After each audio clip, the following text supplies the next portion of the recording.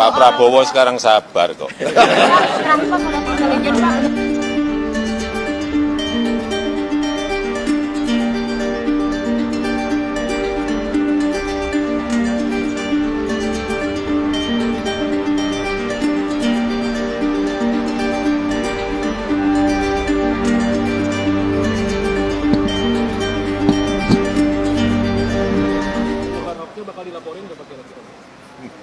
Ya, kita kalau bisa sejuk-sejuk, tapi nanti sedang diproses juga, dipelajari. Gitu ya. Pak Prabowo sekarang sabar kok. Ya, sudah dapat informasi kira-kira 10 hari yang lalu bahwa terjadi insiden di menjelang rapat kabinet yang akan dipimpin oleh Presiden Jokowi.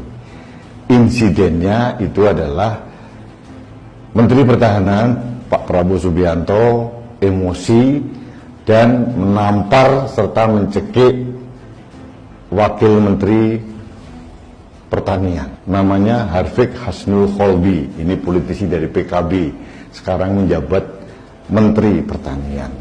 Saya berusaha untuk tidak mengekspos karena ini kelihatannya menjadi aib dari istana, apalagi ini di rapat kabinet, dan kelihatannya memang sesuatu yang aneh bin ajaib kalau seorang menteri mencekik dan menampar wakil menteri. Tapi hari ini saya lihat sudah ada media yang mengemukakan hal ini, ya sudah terpaksa juga saya harus mengekspos karena bagi saya ini suatu kejadian yang sangat memalukan. Konon ceritanya, menurut informasi yang saya terima, bahwa Menteri Pertahanan Prabowo Subianto emosional karena kerjasama dengan Kementerian Pertanian tidak berjalan dengan baik. Ini terkait dengan food estate. Nah, ini yang menjadi masalah besar sekarang ini.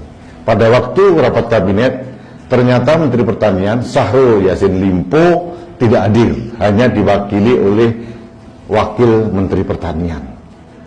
Dan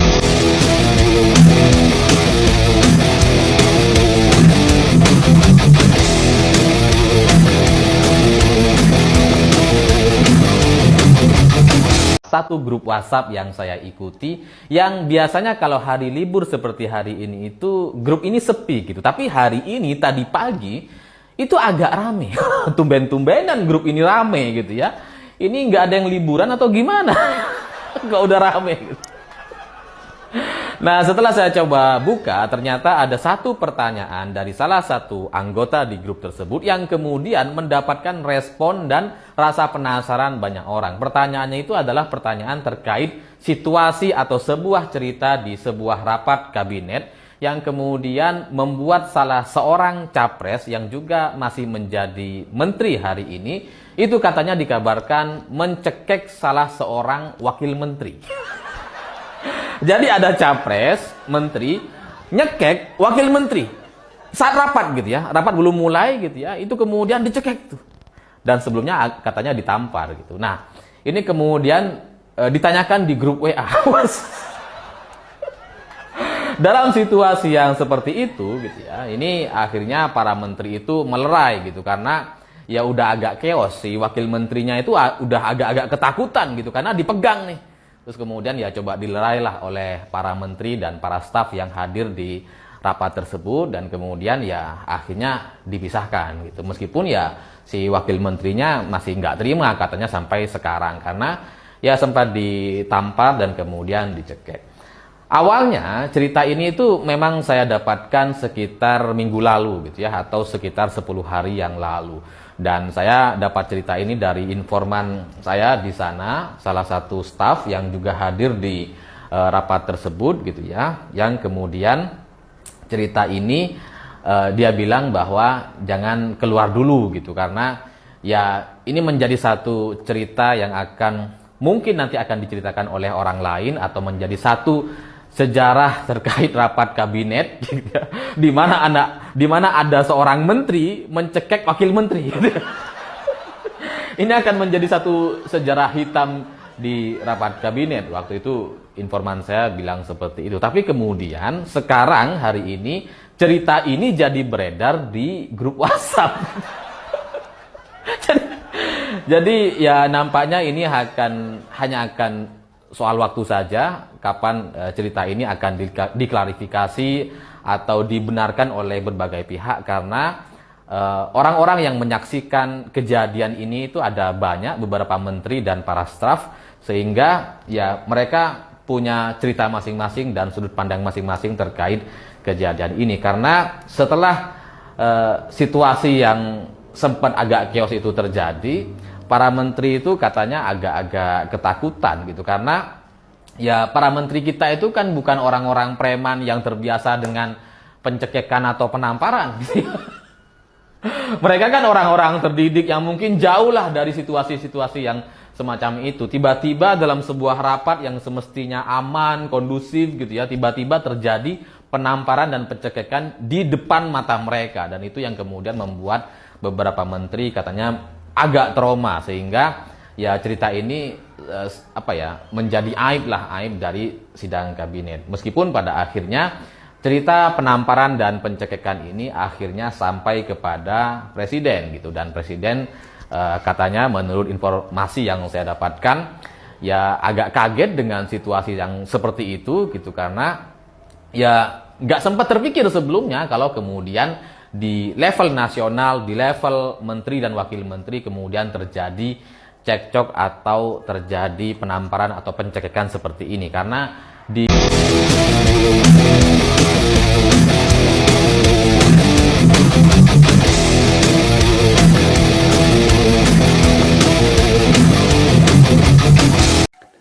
Assalamualaikum warahmatullahi wabarakatuh.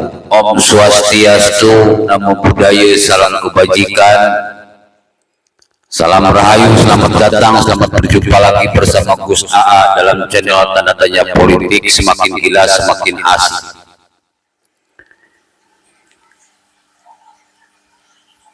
Kelompok kadrun Basar-basar Prabowo mencoba membuat narasi pembelaan bahwa berita penamparan Prabowo, pencekikan Prabowo kepada Wamen, Wakil Menteri Pertanian, adalah hoax, adalah berita bohong.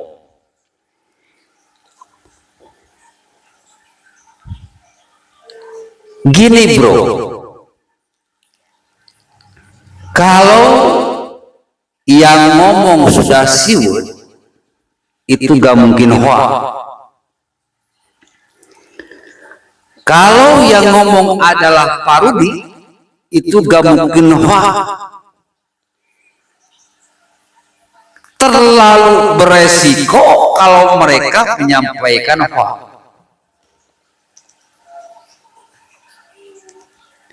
Meskipun dalam video tersebut Pak Jokowi membela Prabowo,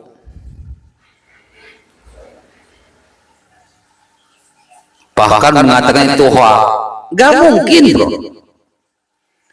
karena kejadian ini sebetulnya sudah diketahui sejak beberapa hari yang lalu, beberapa minggu yang lalu.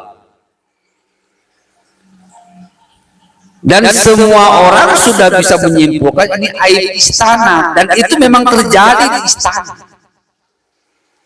Namun zaman sekarang itu tai ditutup-tutupi tetap aja akan tercium, akhirnya terkuak.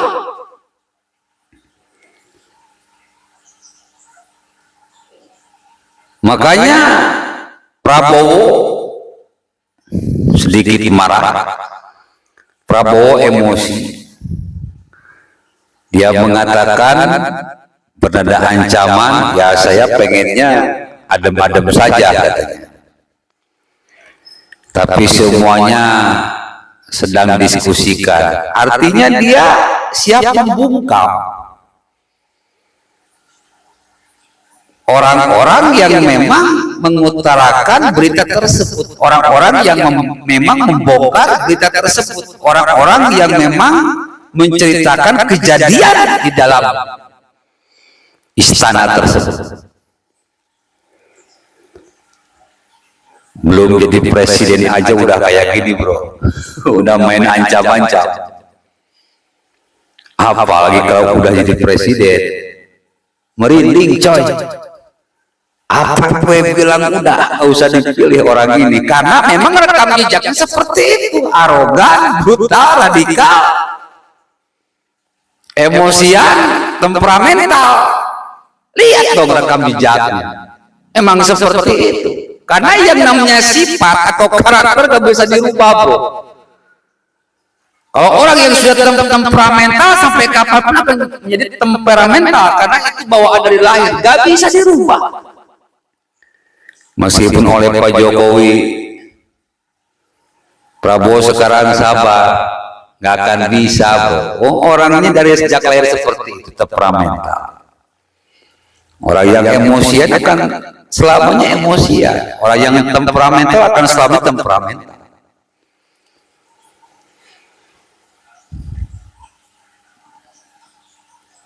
Ini adalah sebuah bukti yang ditunjukkan Tuhan kepada kita semua. Seperti ini loh Prabowo. Apa iya rakyat Indonesia mau menjadikan Prabowo yang temperamental ini menjadi presiden?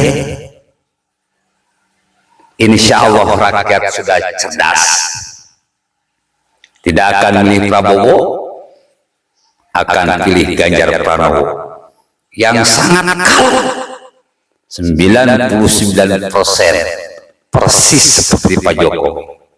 Assalamualaikum warahmatullahi wabarakatuh.